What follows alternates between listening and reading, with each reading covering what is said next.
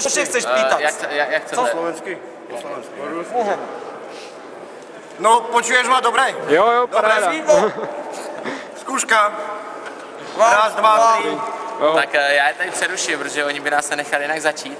Já vítám ve vysílání RC magazínové televize dva pány zo Slovenska.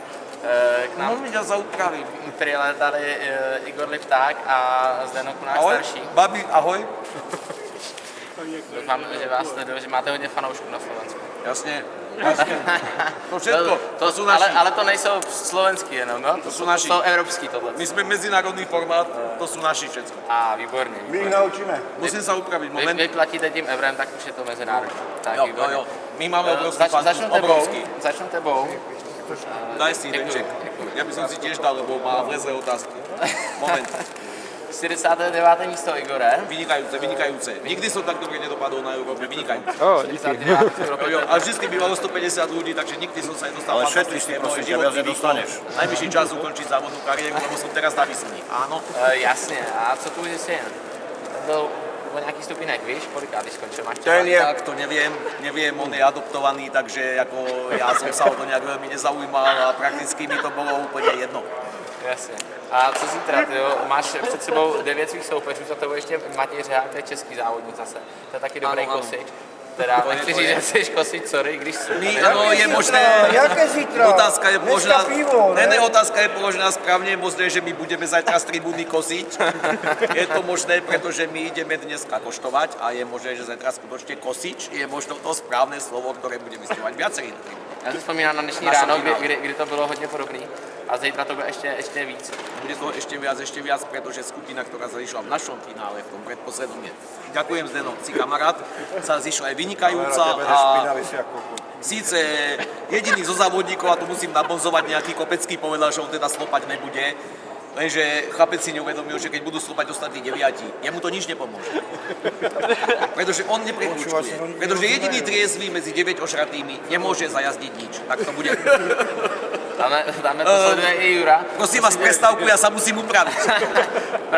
Právě máš na sobě X-ray ručník. Samozrejme. To je týmová strategie tohle. Takto, jednak je to týmová stratégia, jednak by sme proste X-rayaci, ja to musím povedať otvorene, ja mám X-ray vytetované úplne všade, keby boli nejaké diváčky, chcete sa pozrieť. Tak díky, Igore, dáme slovo i Zdenovi. Zdenko, ideš. I když vy jste ho hodně obaví řečník. Je to tvoje. To je super.